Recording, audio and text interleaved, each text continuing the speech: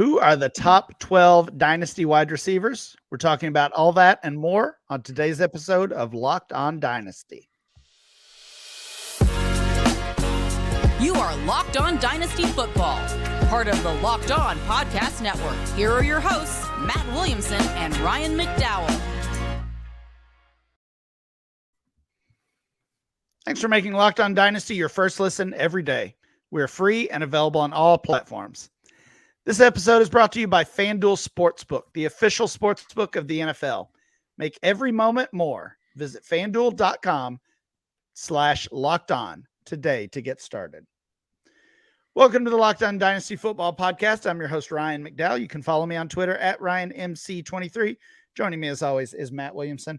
Find Matt on Twitter at WilliamsonNFL. Matt, how are you today? I'm good. How are you? I'm doing well. Also, we had a good conversation yesterday, looked at Zach Evans, the incoming rookie running back, talked about the top 12 Dynasty running backs according to our new ADP at DLF, and we're going to do that same thing again today. Very similar, at least. Let's move over to the wide receivers, though, Matt. Top 12 Dynasty wide receivers according to February ADP from Dynasty League Football, and a lot of the names you would expect here. We had two rookie running backs show up in our ADP yesterday. Bijan Robinson certainly was not a surprise. He was the RB1. Maybe Jahmyr Gibbs a little bit more of a surprise. No rookies here. No rookies in the top 12. We'll get that out of the way. Rookie fever hasn't gone that crazy yet. Justin Jefferson at the top actually had an ADP, Matt, of 1.0, meaning he was the first overall pick in every mock draft that we did. That was the first time that has happened since December of 2021, I believe. So a little over a year since that has happened. Him and Chase are still a coin flip for me. That shocks me a little bit. I think so as well. I think of them as a little bit closer than the consensus suggests here. But Justin Jefferson had that 1.0 ADP. He was the first pick in every mock draft. Jamar Chase was the second pick in every mock draft. So the consensus second pick, no surprise there after that first piece of information. Chase and Jefferson and Chase, I should say, are the top two. A little bit of a surprise here at 3. This is the wide receiver 3. This is also the third overall player. It's CeeDee Lamb. We've had A.J. Brown as that wide receiver 3 really for a few months now. You and I have both agreed that A.J. Brown is the 3. But this month, it's CeeDee Lamb. I still think it's A.J. Brown for me. He falls to 4. Lamb is 3. Yeah. I like CeeDee Lamb. I'm not really giving. I just think Brown is clearly 3 to me. Lamb would be 4. I mean, so I'm not giving him a hard time. But the top 4 to me, the top 2 stand alone. Brown almost stands alone. Lamb stands alone. Then I think it's a conversation. See, I think it's a conversation with Lamb and a lot of the names that we'll talk about in the rest of this list. He's closer to 5 than he is to 3 for me personally. Gotcha. So I was certainly surprised, but hey, that's where the data is.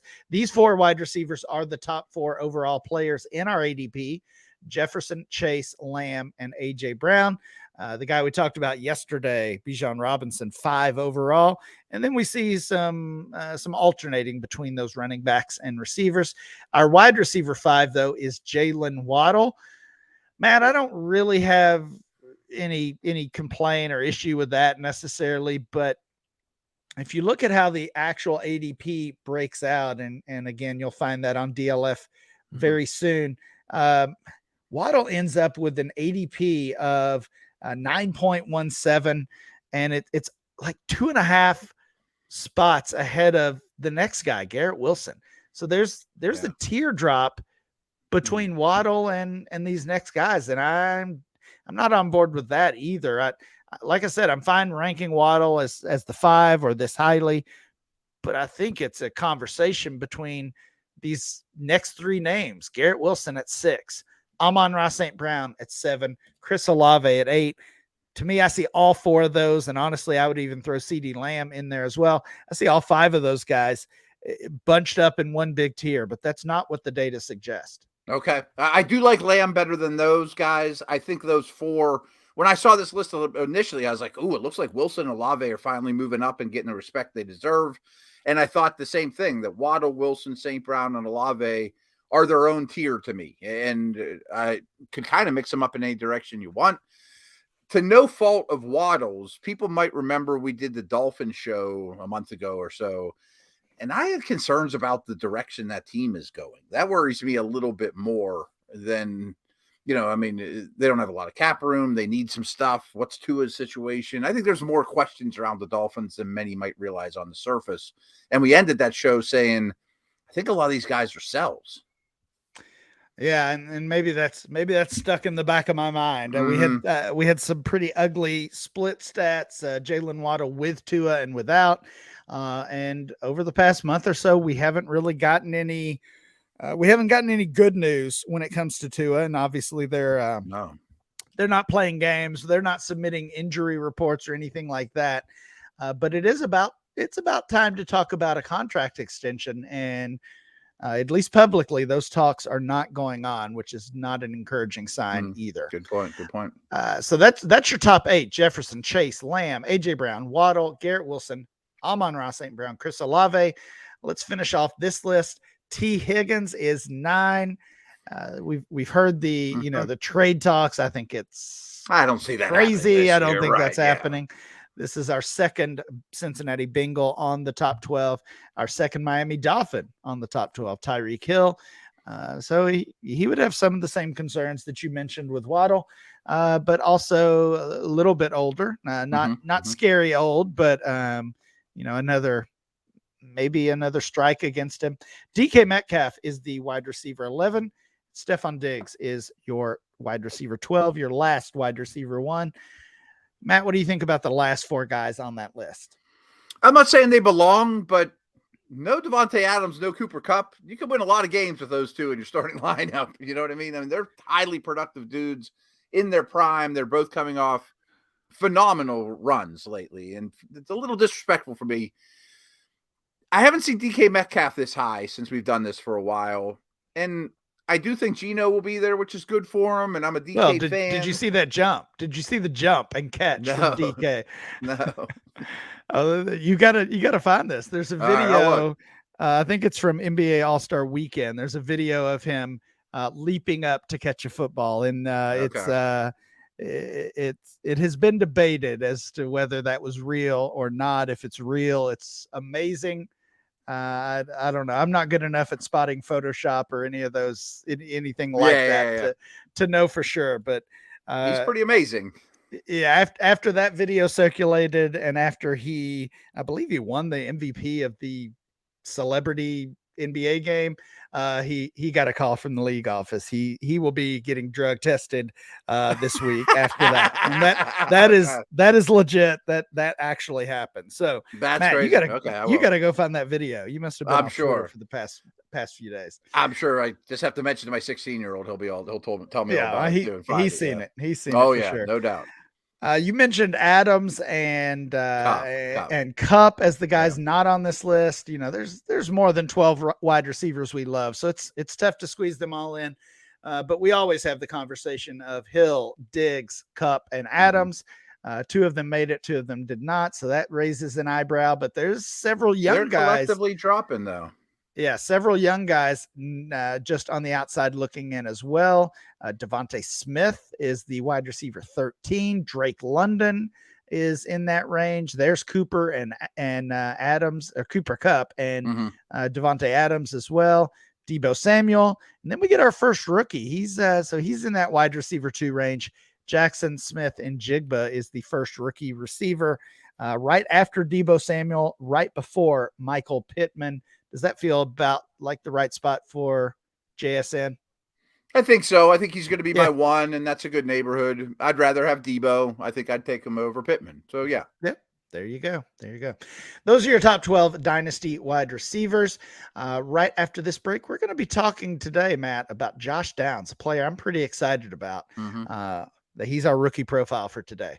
Yeah, he's an interesting guy. And Folks, the midway point of the NBA season is here, and now is the absolute perfect time to download FanDuel, America's #1 sportsbook. New customers, get this, get a no-sweat first bet up to $1,000. That's bonus bets back if your first bet doesn't win. Just download the FanDuel Sportsbook app. It's safe, secure, super easy to use. Then you can bet on anything from money lines to points scored, spread, money line again, totals, player props, rebounds, assists, anything you want. And you can create your own. There's other sports as well, of course. Plus, FanDuel even lets you combine your bets for a chance at a bigger payout with same-game parlays. So don't miss a chance to get your no-sweat first bet up to $1,000 in bonus bets when you go to FanDuel.com/lockedon. That's FanDuel.com/lockedon. Make every moment more with FanDuel, the official sports betting partner of the NBA.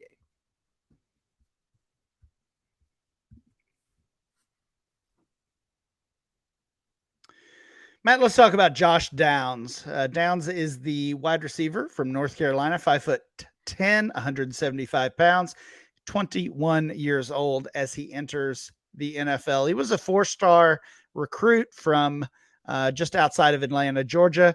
Ends up obviously at UNC, but had offers from a lot of the big powers in the Midwest, especially Tennessee. Tennessee's not Midwest, but Penn State, Ohio State, Michigan, a lot of those Big Ten powers. He ends up at North Carolina.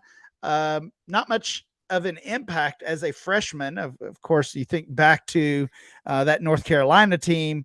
That was when, let's see, Sam Howell was there. So that would have been 2020, I guess. And we also had that COVID year to deal with. It really wreaked havoc on on all of college football. But the Tar Heels had some good, and Javante and Denami Brown and right.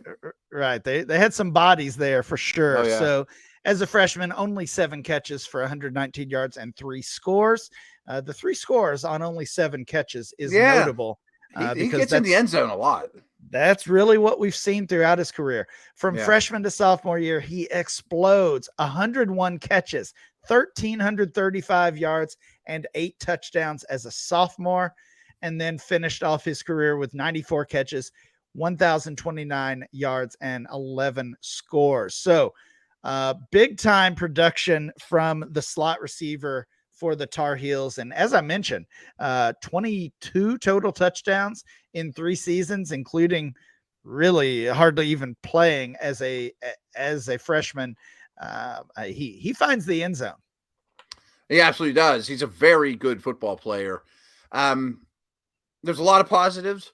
There's a couple negatives, though, I want to start with that I've seen from him, but it's more for our purposes than NFL translation. He is smaller, but he finds the end zone. Will that keep up? I don't know. I do think the league as a whole is getting away a little bit from the Wes Welker, Edelman types. I think people want Kelsey in the slot, you know what I mean, as opposed to smaller bodied guys, and you're getting safeties as nickels now, as opposed to the Mike Hiltons of the world. But I mean, if you're good, you're good. But that brings me to this, though. If he's only a slot, which I think he is, but I still have more homework to do. Most seem to think he's only a slot. Oh, I think he's only a slot. Okay. I mean, I think that's a substantial negative, though, for fantasy. Yeah, it's funny. I listed here on his info. I referenced the slot as both a strength and a weakness. I think he's a magician out of the slot. You know, he knows how to play the position. I think he's really, really elite as a slot receiver. On the other end, like you were saying, maybe that's a negative. That's kind of his only option, both due to size and his experience coming out of North Carolina, that he is limited to the slot. So I could see how there's some positives and negatives there for Josh Downs. He doesn't play little, though, and he's not bashful, or, you know, I mean, he's a tough guy and he gets open. And I do think route runners that get open, that are craftsmen, as we often say, translate quickly to the NFL. Yeah. Anything else you've seen with Downs as positives that we could look to? I do think there's an art to scoring touchdowns. I mean, 1 year can be fluky. Hey, Deontay Johnson didn't score a touchdown this year, or Miles Sanders or Pitts or some of those guys. You almost always rebound. But when you go this many targets, this many receptions, and produce touchdowns, it tells me he can win from in tight in the red zone as well as scoring long ones. So I do think there's an art to that. And I'm trying to look at this through more of a fantasy lens, Yeah, that's why we're here. Mm-hmm. But I mean, the other parts of his game are going to impact that draft capital, and that draft capital is going to impact what he can do when it comes to fantasy production. So being limited to the slot, he's not a deep guy. He can get open, but it's just kind of he doesn't have all the assets you need, right? I mean, he can get open. Okay. His speed is, I would say we'll see next week, but I don't think he's a burner on the field. Right. Right. I would say slightly above average. I mean, he was a track guy in high school, but mostly limited to jumps, it looks like. And you mentioned that he didn't play scared. Yeah. I think he plays bigger than he is. He's a physical receiver. He battles. Those are all good things. Yeah. But he's not a blocker. He's still a little guy. So even though he tries to play tough, doesn't always work, gets knocked off his routes, things like that. Any other weaknesses or negatives when it comes to Josh Downs? Some of these smaller guys have a really large catching radius, though. He looks a little bit short-armed to me. He makes up for it with good ball skills and shielding guys off and those type of things. But like, I keep thinking about Jahan Dotson last year. Like, I would rather have Dotson. I think there's a wider way he can win. I mean, I guess that's a good way of putting it, is what if there's a book on this guy at the next level that he has some tendencies out of the slot that work like crazy at North Carolina, but the league catches on? Does he have a change up, after they figure out his curveball? You know what I mean? That's a good point. I do think we're going to hear some comps to Jahan Dotson for Downs over the next couple months or so as we continue to go through this process. Matt, when we come back, we'll finish up the Josh Downs conversation, talk about his dynasty value and maybe some landing spots for this guy.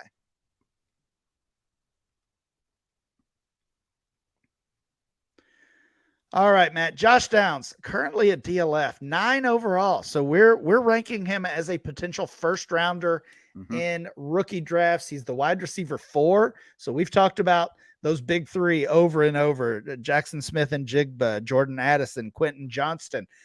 According to the rankers at DLF, Josh Downs is the next guy in line. And I think that's going to end up being a crowded conversation. Lots of options for maybe who ends up as the wide receiver 4, including some players that we haven't talked about yet. I really like Jalen Hyatt, by the way. I think he might be the guy for me, but we'll get to him. And I'm a Zay Flowers fan as well. Okay. All right. Yeah, he could be there. So right now, though, it is Josh Downs at wide receiver 4. I mentioned yesterday we've got some new rookie ADP posted as well. The mockers are a little lower on Josh Downs than the rankers are. In our ADP, he's 16 overall and the wide receiver 7. I'll take him at that price. Yeah, I think he's a value there for sure. At 16, yeah. I think I kind of agree with the wide receiver 7 because I think I like Hyatt over him. Right. I'm okay with Flowers over him.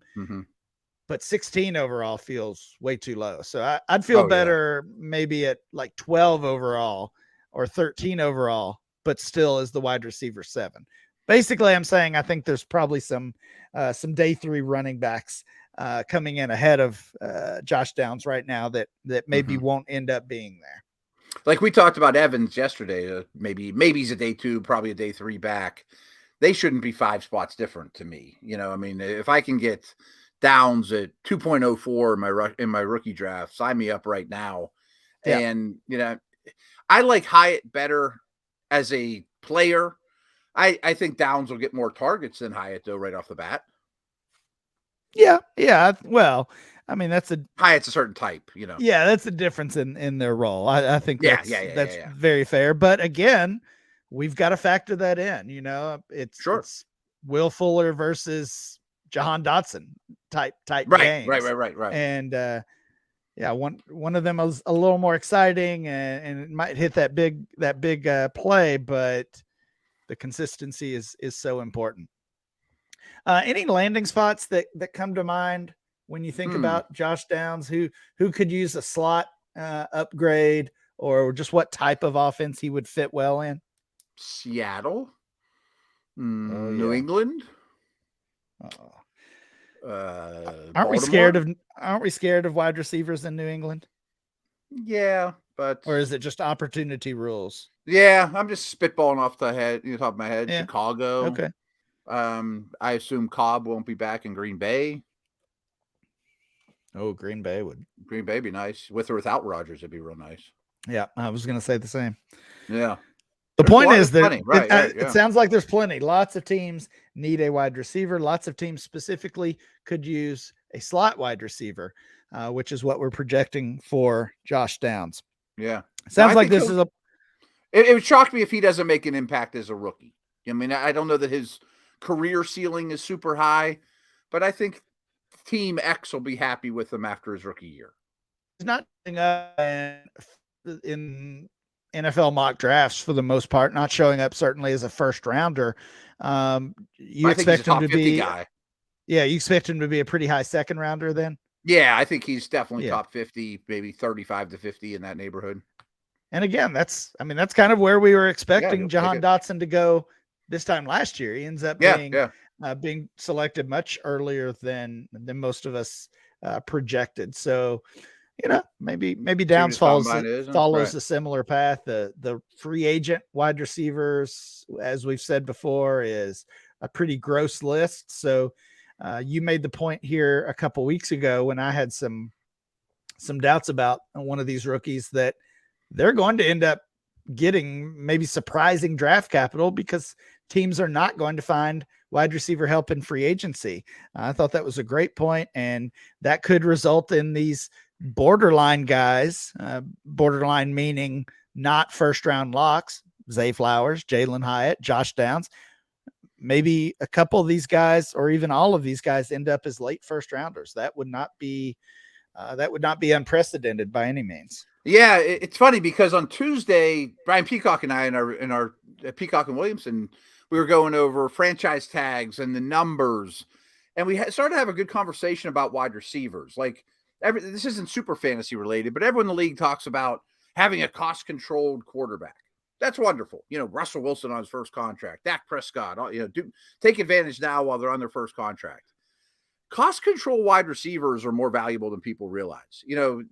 Think about, I keep thinking about Dotson because, he got overdrafted in the middle of the first round. Yeah, but you pick up the 5th-year option and then you give him the franchise tag. You get 6 years of a cost-controlled wide receiver as opposed to paying Jacoby Myers $25 million. You know what I mean? Like, wide receivers' contracts are going to become a bigger deal to people. And that's just not only first-year guys, but when in doubt, finances tell you to draft a receiver. Yeah, and of course that's a pretty recent trend. We saw, very much so. We saw the Christian Kirk deal last year that really changed the league, honestly. And Devonta Adams trade and new contract, Tyreek Hill trade and new contract. So yeah, that's going to continue. You threw out Jacoby Myers. He might be the best free agent wide receiver out there. Yes, that might be him. Yeah, I think it is. Yeah. So he's going to get paid. And probably paid too much. So again, maybe we see some of these rookies end up as first rounders that we're not expecting currently. But I'm not explaining it quite as well as I want, but I do want dynasty owners to get ahead of this trend and start thinking of cost controlled first contract wide receivers and the immense value they have in the league. I mean, that's why AJ Brown's not a Titan anymore. Hey, he's not going to be cost controlled much longer. We got to move on from, things like that. So how do we get ahead of it? Are we targeting first round receivers no matter what? I just think there might be more opportunity for the young guys than ever. And they're more important to their respective NFL team than they were 5 years ago, 2 years ago, let alone 10. that they're more of an asset to their respective team than they used to be. Okay. Yeah, that makes sense. So I mean? that would make a guy like Jahan Dotson, the name we keep coming back to, yeah. That would make him a buy, in your opinion. Yes, absolutely. I mean, he's gonna be a foundational piece for them unless he falls on his face for a long time. Treylon Burks. I was thinking that too. I wish I'd saw more of him as a rookie, because their plan was to play Burks a ton. Right. And, he didn't look terrible doing it. Everyone's worried about his quarterback. He's a great buy right now, the more I think about it. He has 1 year of experience, but nobody looked at it like, boy, that's a great rookie year. His stock did go up from last year. Everyone's worried about his landing spot. He's going to be a foundational player for the Titans for the next 3 years at a minimum. Yeah, sounds good. Yeah. That is it for today's show. Please make sure you download and subscribe to the podcast on Apple Podcasts, Spotify, or wherever you get your podcasts. Subscribe to the Locked On Dynasty channel on YouTube. Remember to follow the show on Twitter at Locked On Dynasty. Follow Matt at Williamson NFL. And I'm Ryan, MC23. We'll be back next time with more Locked On Dynasty.